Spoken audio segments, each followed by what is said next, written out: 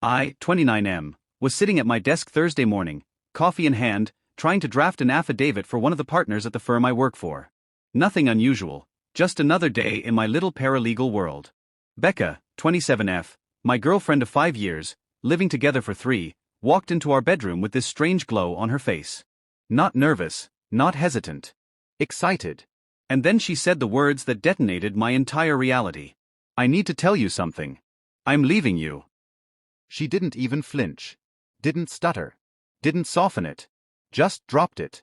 I blinked at her, sure I'd misheard. What? Becca squealed. Like literally squealed the way someone would if they just got backstage passes to see their favorite band. And then she launched into it like she had rehearsed the speech in front of a mirror. Remember when I posted that vacation photo from Miami last month? Well, this guy messaged me. Garrett. He's a millionaire real estate developer. He's obsessed with me. Jordan, he says I'm too beautiful to be wasting my life in this mediocre apartment with someone who drives a Honda. I just stared at her. For context, I drive a Honda Civic. It's paid off. Reliable. Nothing flashy, but it gets me to work. She held up her wrist dramatically. He already bought me a Cartier bracelet. Just for answering his DM. Look. She actually waved the bracelet in my face like I was supposed to applaud her for successfully being recruited into the cast of Mistress Diaries, Instagram edition. So you've been cheating on me? I asked, deadpan. It's not cheating when you're trading up, she said. Dead serious. And then she went on a 20-minute TED talk about his yacht, his penthouses, plural, his society connections, how he was going to introduce her to the right people. She painted this picture of a glamorous future like she was already shopping for gowns to wear on red carpets. She left. I waited 20 minutes, then picked up Hazel. She showed up in jeans and a casual top. Nothing romantic. We weren't playing that game. Ready for this? Hazel asked. Born ready.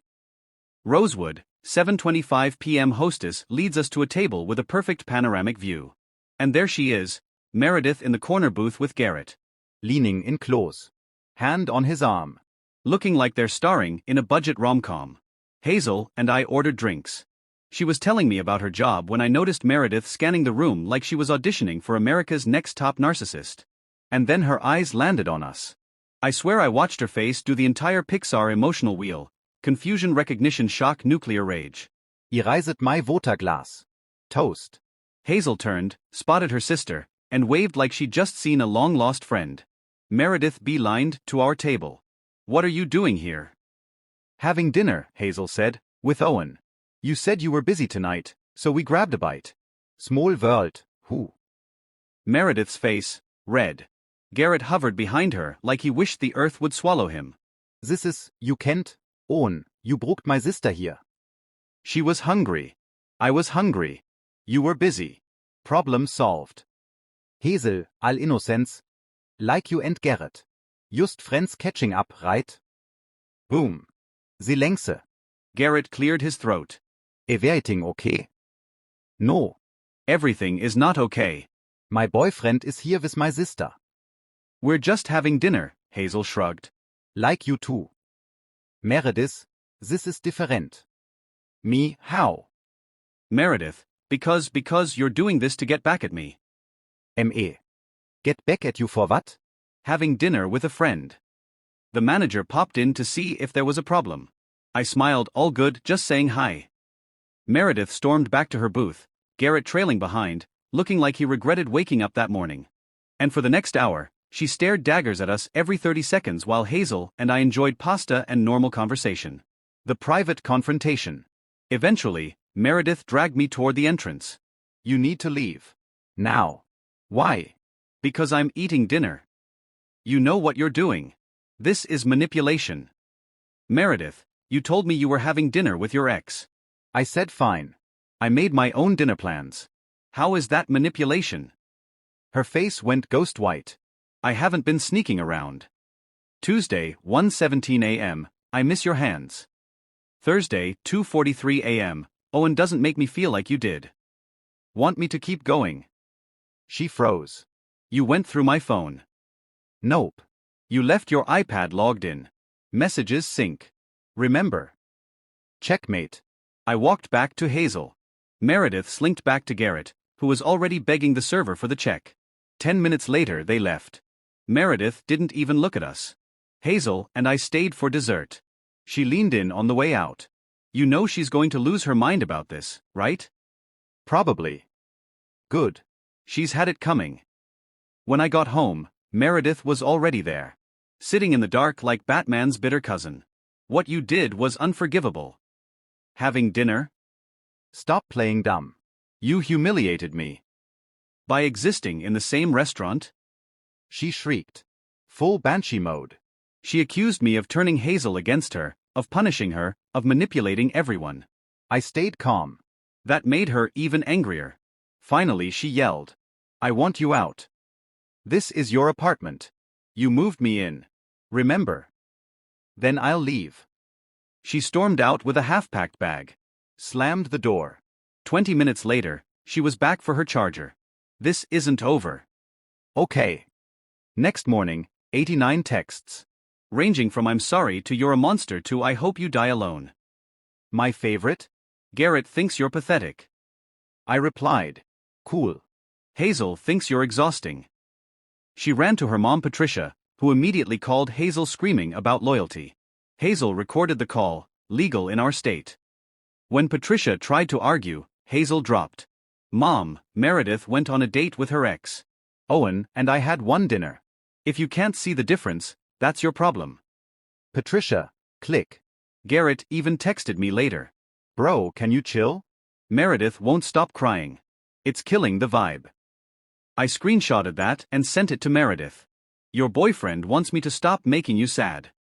Her, he's not my boyfriend. Me, tell him that.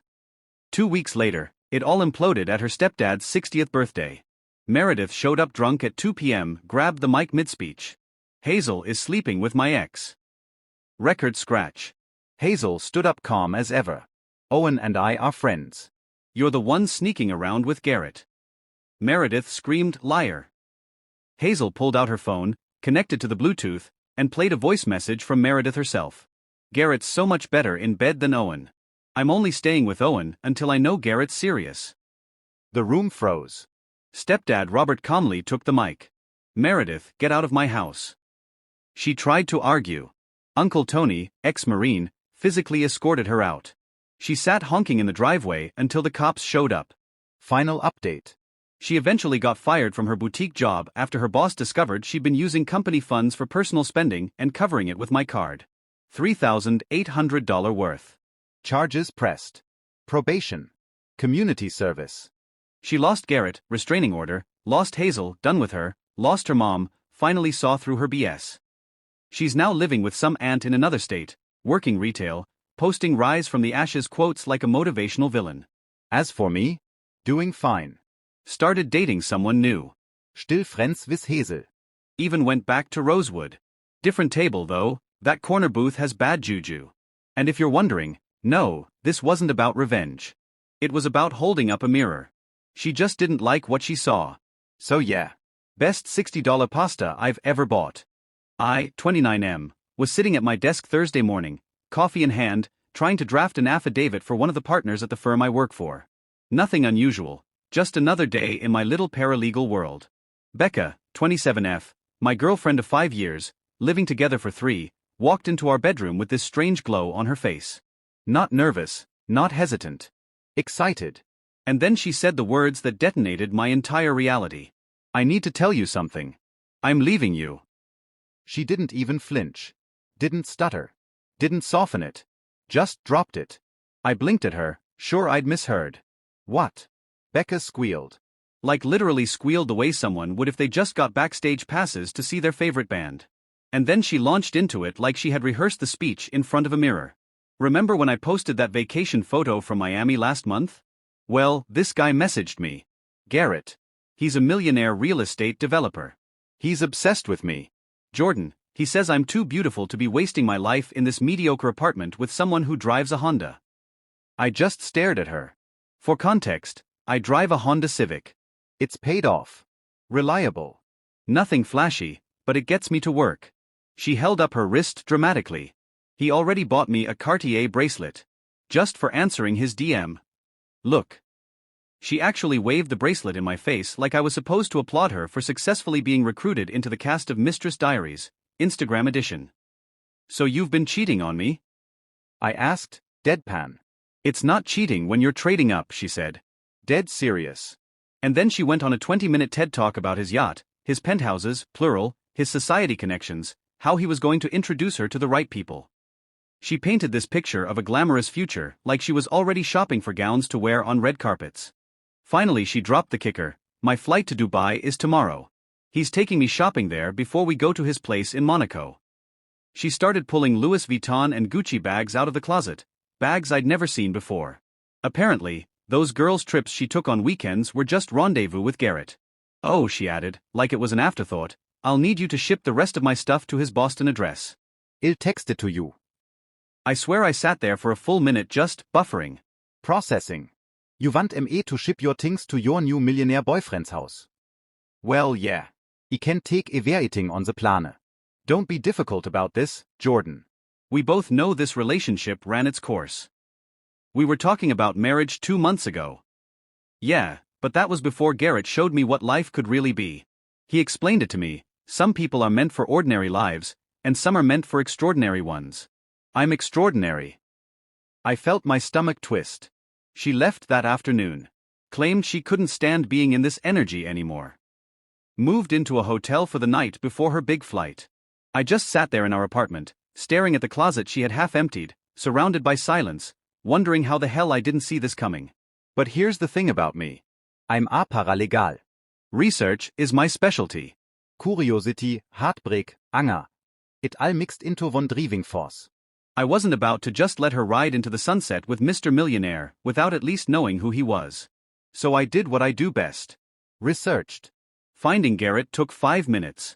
His Instagram was public. Flashy suits, Lamborghinis, rise and grind motivational captions plastered over gym selfies. About 50K followers. The kind of guy who definitely says, I only sleep 4 hours a night because I'm grinding while others are snoozing. But something didn't add up. Because when I cross-referenced him through state business registries, LLC filings and court documents, the trail led me somewhere Becca definitely didn't know about. Garrett Hutchinson. Boston Real Estate Developer. Married. For 12 years. To Diane Hutchinson, senior partner at Hutchinson & Associates, one of the most prestigious law firms in the city. And Diane? Let's just say her professional headshot on the firm's website screamed, I could end you in court before lunch and still make it to Pilates by 2 p.m. Becca, genius that she is, had her iPad still synced to our shared cloud. So as I sat there scrolling through Garrett's profile, screenshots of their conversations started popping up in real time. It was like watching a car crash unfold in slow motion. He promised her everything. An apartment in Boston. A shopping sprees. Introducing her as his business partner at events. Even told her to quit her job, saying it's a distraction from the life you deserve. Turns out, when Becca told me last week she was taking a sabbatical to find herself, that was code for Garrett told me to quit so I can be his arm candy full-time. The messages got worse. Garrett had been coaching her on what to say to me. He called me a genetic dead end. Said guys like me existed to fund Honda Civics while men like him lived for yachts and legacy. But the jackpot? Screenshots where he outright admitted his wife was too busy with her little law practice to notice. He mocked her for being cold, unemotional, all business. It was almost midnight when I decided enough was enough. I found Diane's email on the firm's website. Sat there staring at the blinking cursor for 10 minutes. My heart was pounding, but my brain was on autopilot. I drafted the subject line. Your husband is planning to run away with my girlfriend. I attached everything. Screenshots, timestamps, receipts of flights, hotel bookings. Every piece of evidence that Becca was about to nuke both my life and Diane's marriage. I hit send at 2 a.m. By 6:47 a.m., I had a response. Thank you for this information. Please provide your contact details if you're willing to verify these documents. Time is of the essence. My stomach dropped. She wasn't brushing it off. She was taking action. I replied with my real email and number. Diane called me at 7:15 sharp. Her voice was like a sharpened blade, calm, crisp, lethal. Jordan, I'm going to need you to forward me the original files. My forensic specialist needs to verify metadata. Can you confirm your girlfriend's full legal name and date of birth? Is she currently in possession of any gifts from my husband? I rattled everything off like I was under oath. Excellent. And her flight is tomorrow at 3 p.m. Yes. Perfect. Jordan, you've been very helpful. I'll be in touch. Then she hung up. Friday morning, I woke up to 23 missed calls from Becca. Texts flooded in starting at 4 a.m. What did you do? Jordan, answer me. This isn't funny. Garrett won't answer. I ignored her. Went to work like normal. At lunch, my coworker shoved his phone in my face. Dude, is this your girlfriend? Becca's Instagram story. She was at Logan Airport, filming herself in the first-class lounge, champagne glass raised. Caption, living my best life airplane. Some people stay ordinary, some of us level up gemstone. At 2:47 p.m., she posted, boarding soon. Dubai, here I come Whiteheart. At 3:23 p.m., the story stopped. At 4:15 p.m., I got a call from an unknown number. Becca. Crying so hard she could barely form words. Jordan, what did you do? They pulled me off the plane. The police pulled me off the plane. Who pulled you off? I don't know. Security, cops, everyone. They served me papers in front of everyone. People were filming. Jordan, Diane is suing me. Alienation of affection. Intentional infliction of emotional distress. It says I owe her $500,000. I sat in silence while she sobbed. They froze his cards. My hotel reservation got cancelled while I was standing there. Garrett won't answer me. He blocked me on everything. Jordan, you have to help me. I need a lawyer. I finally spoke. Calm, cold. You said you. An hour later, my phone rang again. Diane. Her voice was cool, almost satisfied. Jordan, I wanted to thank you again. We've located $63,000 in gifts and transfers to your girlfriend over the past month. My husband will be receiving his own papers shortly. $63,000. I nearly choked. Yes. The bracelet was $18,000 alone. Did you know about the shopping sprees? Neiman Markus, Saks, Bergdorf. All charged to credit cards he opened without my knowledge. From our joint investment account. Jesus Christ. Additionally, we've identified 6 other women. Your girlfriend was just the latest, although she was the only one naive enough to quit her job. Then she hung up. Just like that. So after Diane's icy phone call, I thought maybe things would calm down. Oh, sweet summer child. By Friday night, Becca had apparently relocated to her mom's house. And her mom, Darlene, was not buying the extraordinary victim story Becca had been rehearsing. I only know this because Becca kept calling me from new numbers until I finally picked up one just to see the circus for myself. She started in soft. Jordan, you don't understand. Garrett manipulated me. He preyed on my dreams. He told me I was special. I was vulnerable. In the background, I could hear Darlene absolutely unloading. You quit your job for a married man you met on Instagram? Are you in Sahne? We didn't raise you to be a homewrecker, Becca. I'm not a homewrecker. I'm a victim. Becca yelled back at her mom. Then she tried to pivot back to me. You have to help me, Jordan. You could testify that Garrett pursued me, that I didn't know he was married at first. Becca, I cut her off. I have screenshots of you calling him daddy, while you wore lingerie he bought you. In our apartment. While I was at work. Don't rewrite history. She went quiet. Then hit me with the classic manipulative Hail Mary. If you ever loved me, you'll help me. I laughed. Out loud. If you ever loved me, you wouldn't have been boarding a flight to Dubai with another man. Click. 2 days later, Sunday afternoon, I heard the rumble of a U-Haul in the parking lot. Guess who? Becca. With her mom and her brother Cody in tow. She walked right up, all fake confidence, and announced, I'm moving back in while I figure things out. No, you're not, I said. My name is on the lease. Yours isn't. Of course mine is. I live here. Correction, lived. You removed yourself from the lease last week when you thought you were moving to Boston with Garrett. Remember? I have the email where you confirmed it with management. Her face went pale. See, when she thought she was trading up, she literally emailed our property manager saying she wanted all ties to her old life removed. She CC'd me on it. I saved the email. You can't just leave me homeless, she shouted. The only difference between us, Becca, is that your millionaire turned out to be married. You left me already. I just stayed put. That's when her mom went off on her again. Out loud. In front of neighbors. You gave up your apartment for a man you met on Instagram. Your father would be ashamed. Cody didn't even defend her. He just got back in the truck shaking his head like, why am I related to this circus? They left after a 10-minute parking lot showdown where Darlene lectured her daughter about personal responsibility. I swear I heard your father is ashamed at least 3 times. Remember how Diane mentioned there were 6 other women? Yeah. They found each other. Apparently, one of them made a WhatsApp group. And one reached out to me after Becca tried to recruit them into some kind of let's all sue Garrett together scheme. These women were savages. They shared receipts, screenshots, gifts. One, Rita, was a forensic accountant. Another, Co, was a social media manager. They were connecting dots like detectives on a crime board. But here's the kicker, Becca was the only one being sued. Why? Because the others all had screenshots proving Garrett told them he was single, divorced, or separated. Becca? She knew he was married. She literally wrote, what she doesn't know won't hurt her kiss mark. So now the other women hated her too. Rita even sent me screenshots of Becca begging them to lie for her, to say they all knew about Diane. Nobody bit. Becca, once again, was extraordinary. Just not in the way she imagined. On Wednesday, Garrett finally broke his silence. How? With the most predictable move in the book, a Notes app screenshot on Instagram. He blamed a midlife crisis. Said he was working on himself. Claimed he had been in therapy for 6 years, LOL. Asked for privacy. Diane commented 3 words. See you in court.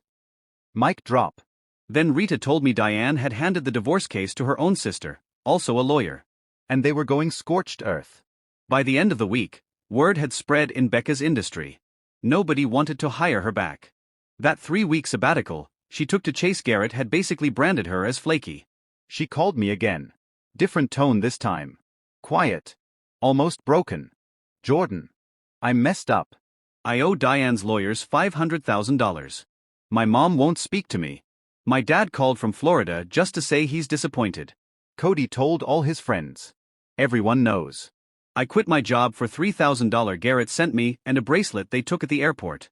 That's all I got. We sat in silence for a while. Then she asked, do you think maybe you could?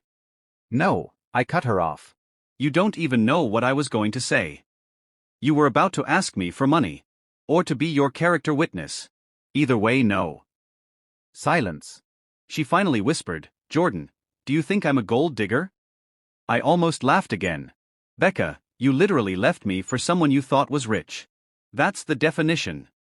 I left you for love, she snapped. You left me for Dubai shopping sprees. Click. Ok, Reddit. Here's how it all wrapped up. Diane's divorce moved like lightning. When you're a senior partner with a forensic team on speed dial, things happen fast. Turns out Garrett wasn't just cheating, he was hiding assets, opening secret accounts, even moving money offshore. Diane annihilated him in court. She got the Boston house, the Vermont vacation home, 70% of their shared assets. She didn't just win. She torched him. As for Becca, her case went nowhere. No lawyer would take her on contingency because the evidence was so damning. Public defender it was. They tried to argue she was manipulated. Diane's team countered with screenshots of Becca Googling Garrett's net worth. A literal spreadsheet where she tracked gift goals. The what she doesn't know won't hurt her kiss mark message. Judge didn't throw out Diane's alienation claim. Becca had to settle. From $500,000, they dropped it to $50,000 in exchange for avoiding trial. She'll be paying Diane's firm for the next decade. Here's the part nobody saw coming. Last week, Diane called me. Asked to meet for coffee. I figured she wanted more evidence. Nope. She wanted to thank me. In person. She sat across from me, sharp suit, hair immaculate, posture like a queen. She told me, Jordan, you saved me years of my life. Years of wondering. Years of lies.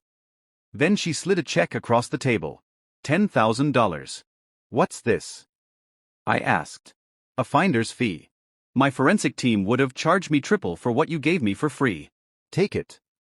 I tried to refuse. She insisted. Consider it karma's way of rewarding you for being one of the good ones. I used it to move to a new apartment. One without memories of Becca packing for Dubai.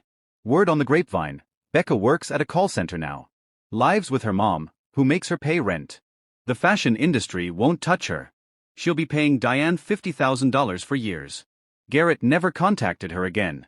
The other women blocked her after she tried to sell her story to a tabloid. She did make one last attempt though. Sent me a long rambling email about how we were meant to be, how she'd grown from this experience, and could we start fresh. I forwarded it to Diane. Then replied with just, "No thanks." "I'm extraordinary now." Blocked her. And me? I'm good. Really good. I started dating this girl from my hiking group. Eleanor. She's a teacher. Drives a beat-up Subaru. Thinks designer bags are stupid. When I told her the story, she laughed so hard she cried. Wait, she actually called you a genetic dead end? Yep. You run marathons and have a full head of hair. Sounds like she was projecting. Eleanor's good people. Diane and I? Weirdly, we're friends now. She sends me memes about bad exes.